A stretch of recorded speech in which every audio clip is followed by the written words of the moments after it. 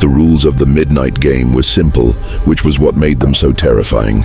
You had to play alone, in your own home at the stroke of midnight. You turned off all the lights, stood before your front door, and knocked 7 times. Then you shouted into the silence, "I seek." After that, you had to hide. If you heard the door creak open, you knew it was inside with you. The goal was to stay hidden until 3:33 a.m. The stories about what happened if you were found were always vague, but they were never good. My older brother, Mark, laughed when I told him about it. He was 17 and thought himself above such childish superstitions. "It's just a psychological game, Jess," he said, not looking up from his phone. "You scare yourself. That's all it is." A challenge lit up his eyes. "I'll prove it. Tonight, I'll play your little game and record the whole thing. It'll be boring and you'll see it's nothing." A cold knot tightened in my stomach. The rules felt less like a story and more like a warning, a recipe for inviting something in. But Mark was stubborn, and I was too afraid of his ridicule to plead with him. That night, I lay rigid in my bed, the digital clock on my nightstand burning 11:59 p.m. into the darkness. The house was tomb silent. I heard Mark's door creak open and his footsteps pad down the stairs. I pulled the duvet over my head, my heart hammering a frantic rhythm against my ribs. Midnight. From downstairs, 7 distinct, deliberate knocks echoed through the floorboards. A pause, then Mark's voice, loud and laced with mockery. "I seek." The silence that followed was a physical presence, thick and heavy, pressing down on my eardrums. I held my breath, straining to hear anything over the thumping in my chest. A minute passed, then another. A sliver of hope. Maybe he was right. Maybe it was just creak. The sound of the front door swinging slowly inward was unmistakable. It was the sound of old, heavy wood moving on reluctant hinges. My blood turned to ice. Mark hadn't opened it. He was already hiding. Something was in the house. A new sound reached me, a soft, shuffling footstep in the hallway downstairs. It was slow, dragging like something wet being pulled across the wooden floor. Shh, thump. Shh, thump. It wasn't trying to be quiet. It was taking its time. My phone vibrated on the nightstand, the screen illuminating the room with a ghostly blue light. A text from Mark. A single word. Basement. The shuffling was moving away from the stairs towards the kitchen. This was my chance. I had to get to him. I slipped out of bed, my legs trembling so violently I could barely stand. I crept to my door and peered out. The upstairs hallway was a canyon of shadows. The shuffling continued downstairs, now accompanied by a low, wet, rattling breath, like a man drowning on dry land. I made it to the top of the stairs and started down, avoiding the third step from the top that I knew always creaked. The living room was a sea of shifting darkness. The shuffling was in the kitchen now. I could see a dark, hulking silhouette cast by the moonlight filtering through the window over the sink. It was tall, too tall, and its shape was all wrong, limbs seeming to bend in unnatural places. I darted across the living room and yanked open the basement door. A wave of cold, damp air smelling of earth and mildew hit me in the face. I scrambled down the steps into the consuming blackness, fumbling for my phone's flashlight. "Mark," I whispered, my voice a dry crackle, a hand clamped over my mouth. I almost screamed. It was him. He was pressed into a cobwebbed corner behind the furnace, his face a mask of pure, undiluted terror. All his bravado was gone, replaced by the wide-eyed fear of a lost child. He held a finger to his lips, his eyes pleading, "Shh, thump, shh, thump." It was at the top of the basement stairs. We heard the door swing open fully. A deeper cold washed down the steps, carrying a foul odor of wet dog and rotting meat. The rattling breath was louder now, a sound of decay and suffocation. Then it started coming down. The wooden steps groaned under a weight they were never meant to bear. Thump, drag, thump, drag. Mark's phone, which he'd been using to record, suddenly lit up. The screen showed a live view of the basement from his perspective. In the dim, shaky light, we saw it. It was at the bottom of the stairs, its back to us. It was a man, or had been once. Its clothes were tattered and dark with moisture. Its skin was pale, waxy and bloated. Its head was tilted at an impossible angle, as if its neck had been snapped. It stood there, motionless. The rattling breath stopped. The silence was somehow worse than the noise. Then, slowly, impossibly, its head began to rotate. It turned a full 180 degrees until its face was staring directly at our hiding spot, even though its body still faced the wall. Its eyes were solid, milky white orbs, and its mouth was stretched into a rictus grin of broken, blackened teeth. It saw us, Mark screamed. He shoved me away from him, deeper into the darkness behind the furnace. "Run, Jess!" I stumbled back, falling behind a stack of moldy cardboard boxes. I covered my mouth, trying to silence the sobs that racked my body. I heard a wet, tearing sound, and Mark's scream was cut off with a sickening final crunch. The thing made a satisfied, gurgling noise. Then the shuffling started again. Shh, thump, shh, thump. It was moving around the basement. It was looking for me. I don't know how long I hid there, frozen in absolute terror. I watched the clock on my phone, the numbers glowing like malevolent eyes in the dark. 2:17 a.m., 2:48 a.m., 3:25 a.m. The shuffling never stopped. It was pacing, waiting. 33 a.m. The moment the numbers changed, the shuffling ceased. I heard the thing let out a frustrated, guttural sigh that seemed to vibrate through the concrete floor. Then, the sound of its heavy, dragging footsteps started up the basement stairs. The front door slammed shut with a force that shook the whole house. I stayed hidden until the first gray light of dawn filtered through the grimy basement window well. When I finally crawled out from behind the boxes, my body stiff and cold, the basement was empty. There was no sign of Mark. No blood, no struggle, not even his phone. It was as if he had never been there at all. The police never found him. They theorized he ran away. But I know what I saw. I know what I heard. And I know the game isn't over just because the sun comes up. Because sometimes, late at night, I'll hear 7 soft, deliberate knocks on my bedroom door. And a voice that sounds like Mark's, but is filled with that same wet, rattling breath, will whisper from the hallway, "I seek." The forgotten doll, my daughter, Lily, had an imaginary friend named Anya. It started innocently enough. She'd set an extra place at her little tea table, giggle at empty corners, and have conversations with the silence. "All children have them," my husband David would say, shrugging it off. "It's a sign of a healthy imagination." I tried to believe him, but there was something about the way Lily spoke of Anya that chilled me. Anya wasn't a princess or a fairy. She was a little girl who lived in the walls, a little girl who was always cold. Lily said Anya had been hiding from a bad man for a very long time. The games of hide-and-seek began shortly after. Lily and her friend would play for hours. Lily would count in the living room, her voice a sweet, high-pitched chant. 98, 99, 100. "Ready or not, Anya, here I come." She'd then wander the house, searching, and would always find Anya in the same place.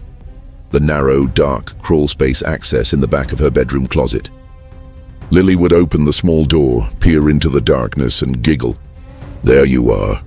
You're so good at hiding." One evening, after a particularly long game, I was tucking Lily into bed. Her room was cold, much colder than the rest of the house. "Mommy," she whispered, her eyes wide and serious. "Anya wants to play a new game, a real game of hide and seek. But she says I have to be the one to hide, and she will seek." A jolt of primal fear shot through me. "No, sweetie, we don't play that game." "But she said it's the only way she can be my real friend," Lily pleaded. "She's so lonely." I shook my head firm. "No, Lily, the answer is no." The next day I found it. While cleaning her room, I moved a stack of books in the back of her closet and saw something tucked behind them. It was an old porcelain doll, its face cracked and smudged with dirt. Its dress was faded and tattered, and its glassy blue eyes seemed to follow me around the room. It was the most unsettling thing I had ever seen. I had no idea where it came from. That night, the nightmare began. I was woken by a sound. It was the soft rhythmic sound of a little girl counting. But it wasn't Lily's voice. It was flatter, older, and devoid of any real emotion. 47, 48, 49. I sat bolt upright in bed. David was sound asleep beside me. The counting was coming from Lily's room. I rushed down the hall and pushed her door open. Lily was sitting up in bed, her eyes wide with fear, not imagination. She was clutching her blanket, trembling. The counting. She whimpered. "It's not me, Mommy," the voice continued, clear as day, emanating from the closet. "Did 98, 99, 100? The house fell into a dead silence. Then a new sound, a soft, scraping noise from behind the crawlspace door in the closet. Like small, stiff fingers were pushing against the other side. Scrape, scrape.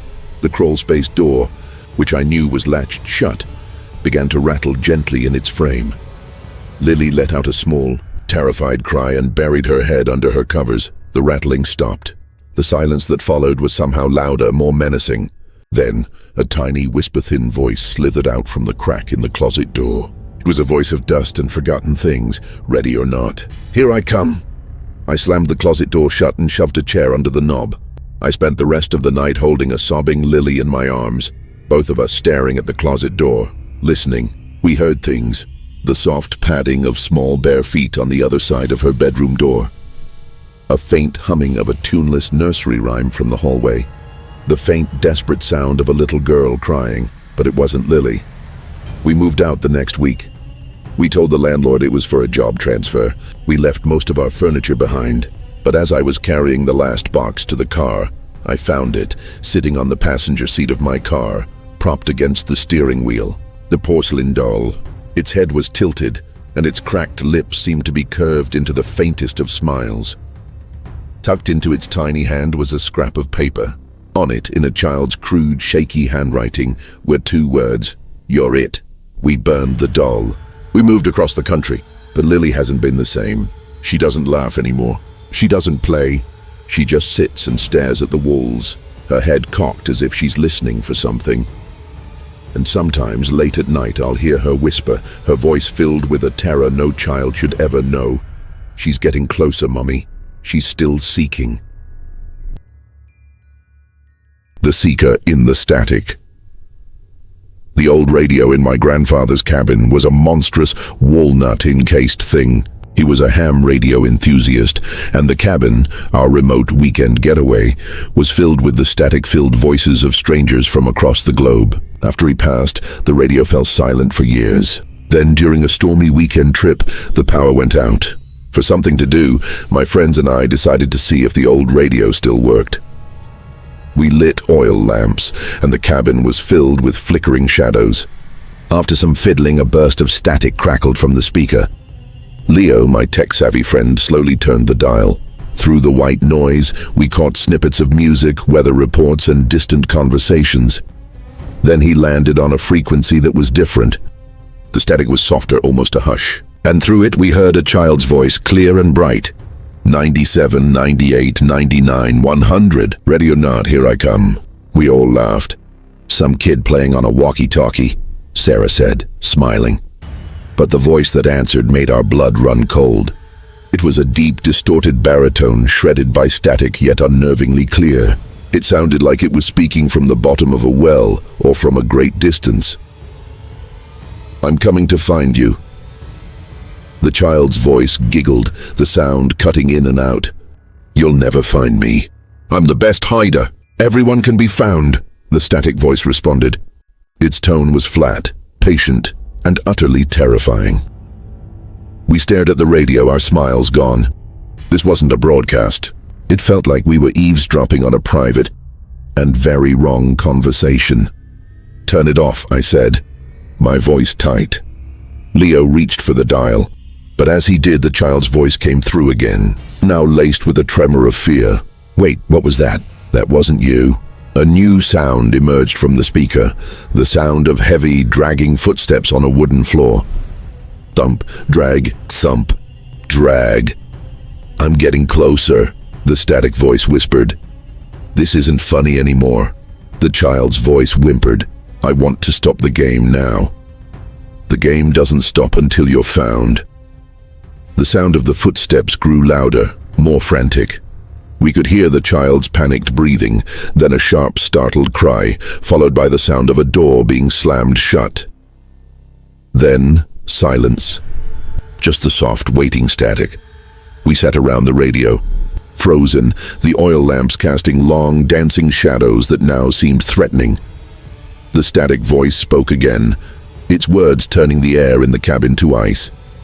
"It seems I am without a player. a long, distorted sigh. Let's find a new one. I'll seek. You will all hide. The radio dial, untouched, began to slowly turn by itself, scanning through the frequencies with a low, grinding whir. The oil lamps flickered violently. "Unplug it," Sarah screamed. Leo yanked the power cord from the wall socket. The radio went dark. The dial stopped moving. For a moment there was only the sound of the wind and rain outside and our own ragged breathing. Then, from the dead, unplugged radio, a single clear whisper filled the room. "1." We ran. We didn't grab our coats or our phones. We just ran out into the storm, down the muddy path towards the car. As I fumbled with the keys, I glanced back at the cabin. In the upstairs window, a shadow moved, a tall, thin silhouette that hadn't been there before. We drove for hours in silence, too terrified to speak. When we finally got cell service, we called the police from a gas station, reporting a break-in. They found nothing. No forced entry, no signs of a struggle. Just the old unplugged radio sitting silently in the dark. We never went back. We sold the cabin for a fraction of its value. I thought we had escaped. But a few nights ago, the power in my apartment flickered. And from the Bluetooth speaker on my bookshelf, a device that wasn't even turned on, a soft, static hiss filled the room. Then, a voice I will never forget.